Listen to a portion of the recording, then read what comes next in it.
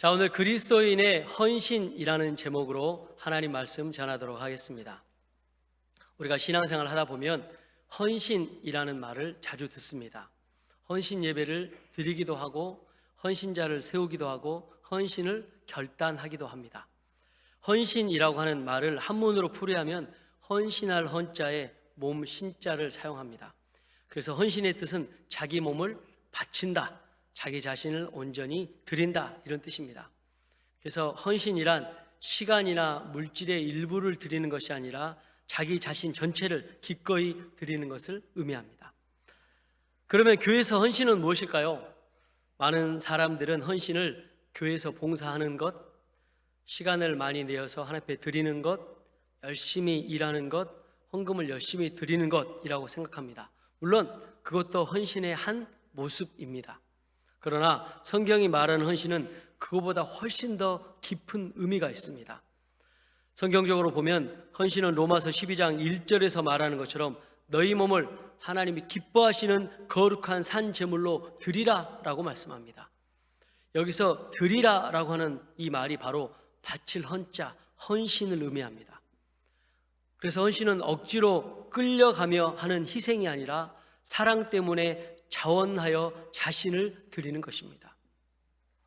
헌신은 무엇을 드리는 것이 아니라 나 자신을 하나님께 드리는 것을 말합니다. 그래서 헌신은 나 자신을 드리는 것부터 시작이 됩니다. 그리스도의 헌신은 구원을 얻기 위한 조건이 아니라 구원을 받은 사람에게 나타나는 당연한 결과입니다. 헌신은 구원의 조건이 아니라 구원의 결과인 것입니다. 오늘 본문 말씀은 그리스도인의 헌신이 무엇인지 가장 분명하게 보여주는 말씀입니다. 첫 번째, 헌신은 하나님의 은혜에 대한 응답입니다. 로마서 12장 1절, 그러므로 형제들아 내가 하나님의 모든 자비하심으로 너희를 권하노니 라고 이야기하죠. 여기서 맨 처음에 나오는 중요한 단어는 그러므로입니다. 그러므로, 어떤 결론적인 말씀입니다. 그러므로 앞에 있는 내용은 로마서 1장부터 11장까지의 말씀을 근거로 합니다. 하나님께서 우리에게 베푸신 은혜를 이야기하죠. 그 은혜가 무엇입니까? 우리가 죄인이었는데 예수님을 믿음으로 말미암아 우리가 하나님의 자녀가 됐습니다. 예수님은 우리를 위해서 십자가에 달려 죽으시고 부활하셨습니다. 이 놀라운 십자가와 부활이 있었기 때문에 심판받아 마땅한 우리가 하나님의 자녀가 될 수 있는 은혜가 주어진 것입니다. 스스로 구원할 수 없는 사람들인데 예수님을 통해서 우리가 구원받은 것입니다. 우리의 노력으로 절대 구원받을 수 없습니다. 전적인 하나님의 은혜입니다. 이 은혜를 깨닫기 때문에 우리는 헌신을 억지로 하는 것이 아니라 이 은혜에 감사해서 우리가 스스로 자원해서 하는 것입니다. 1절에 또 뒤에 보면 내가 하나님의 모든 자비하심으로 라는 단어가 나오죠.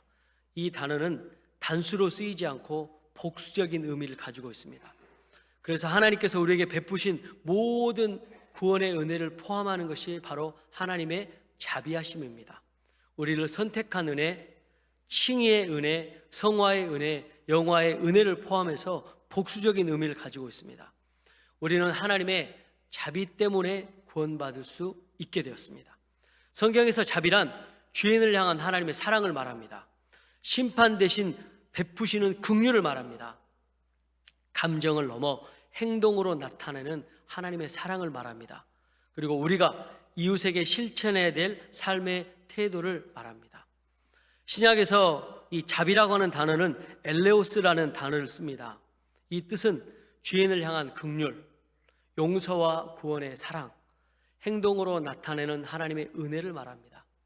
그래서 종합적으로 우리가 이야기해보면 자비는 우리의 죄와 연약함에도 불구하고 사람을 살리려는 하나님의 사랑을 바로 자비라고 이야기합니다. 어떤 사람이 물에 빠졌어요. 깊은 물에 빠졌습니다. 수영을 하지 못한 사람이 물에 빠졌어요. 이제 이 물에 빠져서 허우적거려요. 이제 몇 분 내에 구하지 않으면 이 사람은 물에 빠져서 익사하게 될 겁니다. 그 장면을 보고 지나가는 사람이 물속에 뛰어듭니다. 이 사람은 수영을 잘해요. 그래서 헤엄쳐가지고 익사 상태에 있는 그 사람을 건져냅니다. 목숨을 구해줬죠. 그러면 물에 빠진 사람이 그 사람을 잊을까요? 평생 잊지 못하게 될 겁니다. 마찬가지입니다. 예수님께서 우리를 위해서 자신의 생명을 주셨습니다. 이 은혜를 깨닫는 사람은 자연스럽게 자신을 하나님께 드리게 되는 것입니다. 이처럼 헌신은 의무가 아니라 은혜에 대한 감사입니다. 헌신은 그래서 부담이 아니라 특권입니다. 아무나 누구든지 헌신할 수 있는 게 아닙니다. 하나님의 은혜와 십자가의 사랑이 분명한 사람이 자원해서 하나님 앞에 헌신할 수 있는 것입니다. 중요한 것은 이것입니다. 헌신은 두려움 때문에 하는 것이 아닙니다. 체면 때문에 하는 것이 아닙니다. 헌신은 예수님의 십자가의 사랑 때문에 하는 것입니다. 억지로 하는 것이 아니라 감격으로 하는 것입니다. 그래서 하나님의 은혜를 아는 사람은 헌신하게 되어 있습니다. 두 번째, 헌신은 나 자신을 하나님께 드리는 것입니다. 계속해서 로마서는 너희 몸을 드리라 라고 말씀합니다. 여기서 드리라 라는 단어는 구약에서 제물을 하나님께 드릴 때 사용했던 제사 용어입니다. 매우 중요한 의미를 가지고 있죠. 구약에서 제물을 제단 위에 올려놓으면 그 제물의 소유권이 완전히 하나님께로 옮겨지는 것을 의미합니다. 마찬가지로 우리 자신을 하나님께 드린다고 하는 것은 우리의 소유권이 하나님께 있음을 인정하는 것입니다. 내 시간도 내 것이 아닙니다. 내 물질도 내 것이 아닙니다. 내 인생도 내 것이 아닙니다. 모두 하나님의 것입니다. 여기서 몸이 의미하는 것은 육체가 아니라 인격 전체와 삶의 모든 영역이라고 설명하고 있습니다. 생각, 감정, 의지, 행동, 이 모든 것을 포함하는 것을 말합니다. 그래서 진정한 헌신은 부분적인 헌신이 아니라 전적인 헌신을 말합니다. 우리 삶 전체를 의미하죠. 시간, 물질, 재능, 생각, 계획, 우리의 미래까지 하나님께 드리는 것을 말씀합니다. 자, 제가 너무나 엄청난 이야기를 여러분들에게 헌신을 요구하고 강요하는 것 같은데 말씀을 잘 들어보면 그렇게 우리의 헌신이 엄청나지 않습니다. 대단한 것도 아닙니다. 구약시대 때 제물을 드릴 때는 죽은 제물을 드렸어요. 근데 오늘 사도 바울을 통해서 이제 우리가 하나님 앞에 드리는 제물은 산 제물을 드리라 라고 말씀하죠. 산 제물이 무엇입니까? 내가 살아있는 동안 하나님을 위해서 사는 것, 이것이 바로 산 제물입니다. 내 뜻대로 사는 것이 아니라 하나님 뜻대로 사는 것, 이것이 바로 산 제물입니다. 중국 선교사였던 허드슨 테일러는 젊은 시절 하나님 앞에 이렇게 기도합니다. 주님, 제 삶을 온전히 주님께 드립니다. 주님이 원하시는 곳으로 보내시고 주님이 원하시는 일을 하게 하여 주시옵소서. 그는 결국 중국으로 가서 평생을 헌신합니다. 많은 고난과 어려움이 있었지만 수많은 영혼이 하나님께로 돌아오는데 허드슨 테일러가 사용되었습니다. 허드슨 테일러가 나중에 이렇게 말합니다. 하나님께 드린 것은 결코 잃어버린 것이 아니다. 사랑하는 유성의 가정 여러분, 하나님께 드린 삶은 결코 헛되지 않습니다. 나 자신을 먼저 드리면 하나님께서 다 하시고 귀한 열매로 갚아 주시는 것입니다. 주님의 일은 절대 공짜가 없습니다. 30배, 60배, 100배로 채워주시죠. 그리고 우리가 하나님 앞에 헌신했는데 하나님께서 이 헌신을 보시고 나뿐만 아니라 우리의 자녀손들 1000대까지 복을 주시겠다 말씀하셨습니다. 자, 그래서 세 번째, 헌신은 삶의 방향이 바뀌는 것입니다. 로마서 12장 2절 보면 너희는 이 세대를 본받지 말고 오직 마음을 새롭게 함으로 변화를 받아라고 말씀하죠. 하나님은 산 제물을 원하시는데 우리 자신이 하나님 앞에 산 제물입니다. 이 헌신은 한 번의 사건으로 드리는 것이 아니라 평생의 삶으로 드리는 것입니다. 산 제물은 매일 반복되는 헌신의 삶을 의미하는 것입니다. 그래서 헌신은 헌신 예배처럼 한 번 드리고 끝나는 것이 아니라 매일 삶 속에서 이루어지는 것입니다. 매일 자신을 하나님께 드리는 것입니다. 아침에 일어나서 하나님, 오늘 하루도 주님께 드립니다. 이것이 산 제물의 삶인 거예요. 이것이 하나님 앞에 고백하는 삶입니다. 저도 아침에 새벽 예배를 가기 전에 일어나면 하나님 사랑합니다 라고 먼저 고백하죠. 그리고 오늘처럼 또 이렇게 주일 예배가 있으면 하나님, 이 예배를 하나님께 올려드립니다. 맡깁니다. 또 여수선결교회 삶, 우리 여수선결교회 가족들 삶을 하나님께 맡깁니다. 하나님 받아주십시오. 또 부흥회가 있으면 또 하나님께 기도하는 거예요. 하나님, 이 부흥회 일정도 하나님께 맡겨드립니다. 이것이 헌신의 시작입니다. 여러분, 헌신이 별로 이렇게 대단한 게 아닙니다. 이런 입술의 고백으로 하나님 앞에 나아가는 겁니다. 우리의 헌신은 행동이 조금 바뀌는 걸 말하는 게 아니에요. 우리 삶의 방향이 완전히 180도로 바뀌는 것을 말합니다. 헌신하기 전에는 내 중심대로 살았습니다. 내 뜻, 내 계획, 내 욕심대로 살았습니다. 그러나 헌신한 이후에는 하나님 중심으로 살게 됩니다. 무엇을 하든 하나님께서 기뻐하실까? 우리가 이 생각을 먼저 하는 것이죠. 이것이 헌신입니다. 알프레드 노벨이라고 하는 사람이 다이너마이트를 개발했죠. 니트로 글리세린에서 이 다이너마이트를 개발했습니다. 그래서 이제 갑작스러운 부자가 됐습니다. 원래는 이제 광산에서 이 다이너마이트가 사용됐는데 사람들이 이것을 악용해서 폭탄을 만드는데 이 다이너마이트가 사용됩니다. 그래서 갑작스러운 부자가 됐어요. 근데 어느 날 신문을 보니까 기자가 잘못 오인해서 알프레드 노벨이 죽었다라고 신문 기사를 낸 거예요. 그런데 그 기사 제목이 이거였습니다. 죽음의 상인이 죽었다. 죽음의 상인이라고 알프레드 노벨을 표현했습니다. 자기가 개발한 이 폭탄이 사람들을 죽이는 데 사용되기 때문에 알프레드 노벨의 또 다른 별명은 죽음의 상인이었어요. 근데 이 기사 제목을 듣고 노벨이 너무 충격받은 거예요. 야, 내가 다른 사람에게 이익을 주기 위해서 발명한 다이너마이트가 사람을 죽이는 데 사용됐구나. 그날 이 신문 기사를 본 이후로 노벨의 삶의 방향이 완전히 바꿔졌습니다. 그리고 자기 재산을 인류를 위해서 사용하기로 결정합니다. 그 헌신의 결과로 만들어진 것이 바로 노벨상입니다. 사랑하는 요청 가족 여러분, 이렇게 삶의 방향이 바뀌면 삶의 의미가 바뀌는 거예요. 헌신은 그래서 삶의 방향이 바뀌는 것입니다. 누가 삶의 방향을 바꿔 살 수 있습니까? 예수님을 구원자 주님으로 영접하는 사람만 삶의 방향이 바뀔 수 있습니다. 하나님 앞에 헌신할 수 있습니다. 예수님을 인격적으로 만나는 사람이 진정으로 하나님 앞에 헌신할 수 있는 것입니다.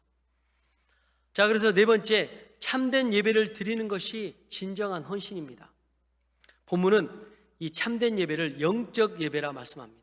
이 영적이라고 하는 헬라어 단어는 로기케 라트레이아라는 단어를 씁니다. 이 단어의 뜻은 이성적이고 합당한 예배라는 의미입니다. 그래서 참된 예배는 예배 의식으로 끝나는 것이 아니라 삶으로 이어지는 걸 말합니다. 어떤 집사님이 이런 고백을 했어요. 목사님, 저는 너무나 직장 생활이 바빠서 교회 봉사도 못하고 그저 회사 일만 하고 있습니다. 죄송합니다. 그래서 제가 그랬어요. 집사님, 물론 회사 일도 중요하지만 또 예배 생활도 열심히 하면 좋겠습니다. 그러다가 이제 이분 소식을 제가 듣게 된 거예요. 다른 회사를 다니는 어떤 직원분을 우연히 만나게 됐는데 지금 우리 교회는 아닙니다. 근데 이 집사님이 직장생활 할 때 남들이 편법을 쓸 때도 원칙을 지키신대요. 그리고 부하 직원들을 존중하고 배려하는 아주 훌륭한 직장 상사다, 이렇게 평을 하시더라고요. 근데 어느 날 이제 직장 후배가 이 집사님에게 물어봤어요. 아니, 왜 이렇게까지 정직하게 하십니까? 그러니까 그 집사님이 이렇게 대답했대요. 나는 하나님 앞에서 일하고 있기 때문에 그렇다라고 이야기했대요. 멋지죠? 여러분, 이것이 바로 삶이 예배가 되는 삶이에요. 참된 예배, 영적 예배로 드리는 삶을 사는 것입니다. 컴퓨터 앞에서도, 공사 현장 앞에서도 하나님 앞에 일하는 태도가 곧 바로 예배가 되는 것이죠. 어머니가 아침에 일찍 일어나서 가족을 위해서 음식을 만듭니다. 또 아버지가 묵묵히 가장으로 책임을 다합니다. 자녀가 부모를 사랑하고 공경합니다. 이것이 단순한 일상생활입니까? 아니에요.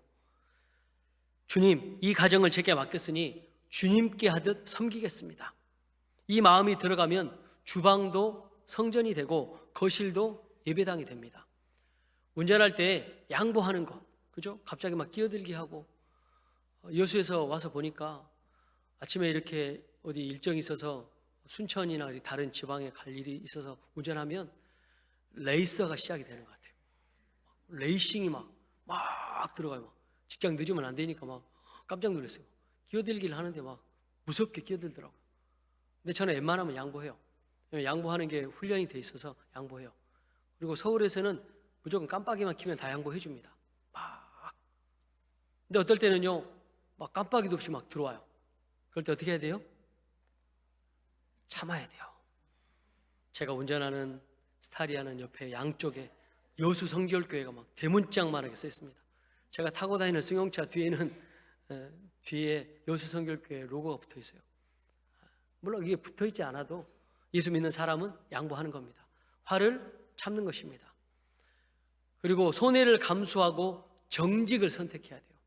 그래서 저도 정직하게 살려고 노력합니다. 교단을 위해서 또 지방을 위해서 정직하게 살려고 노력합니다. 왜냐하면 이것이 다 예배입니다. 왜냐하면 우리는 사람 앞에 사는 존재가 아니라 하나님 앞에 사는 존재이기 때문에 우리는 이렇게 일상의 삶이 예배가 될 수 있도록 노력하는 것입니다. 물론 우리가 연약하고 부족하니까 실수할 수도 있습니다.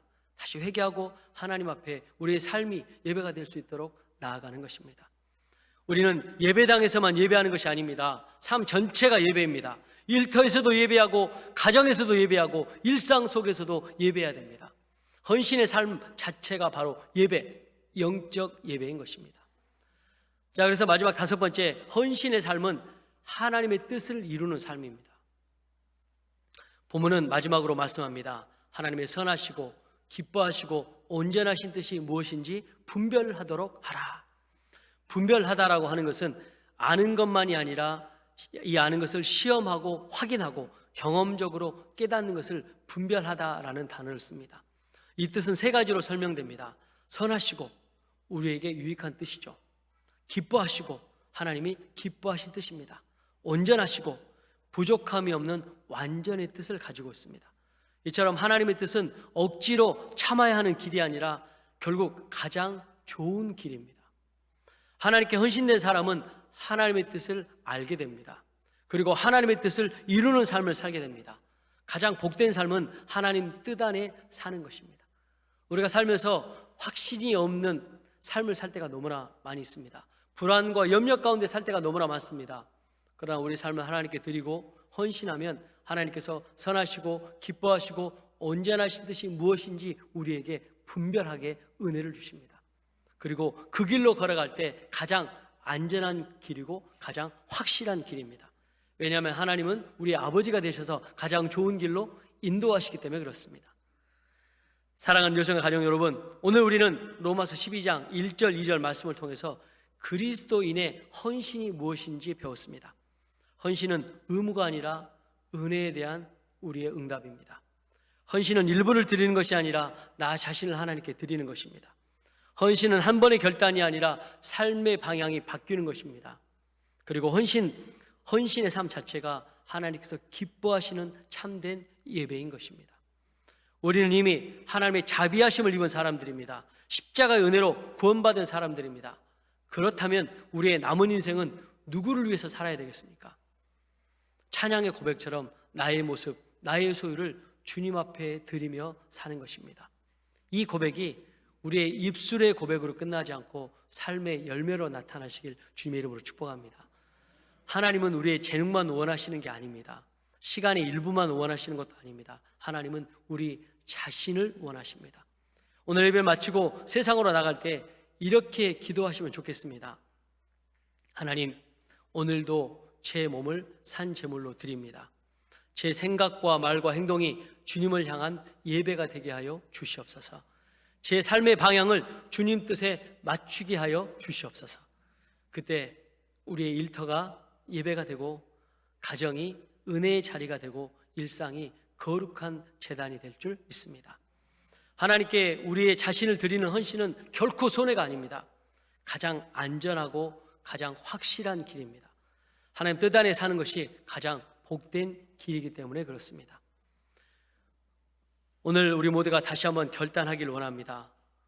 구원을 받기 위해서 헌신하는 것이 아니라 구원 받았기 때문에 그 은혜가 감사해서 헌신하는 사람으로 예배당 안에서만이 아니라 삶 전체로 예배하는 사람으로 살아가기를 결단하시기 바랍니다.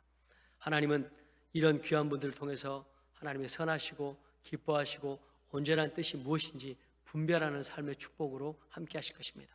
그리고 하나님은 우리가 헌신할 때 30배, 60배, 100배의 복으로 자녀손들이 1000대까지 받는 그 귀한 복으로 하나님 갚으실 줄 믿습니다. 이런 믿음의 헌신자들이, 이런 믿음의 그리스도인들이 사랑하는 우리 조선 가족들, 또 우리 모두 되시길 주님의 이름으로 축원합니다. 기도하겠습니다.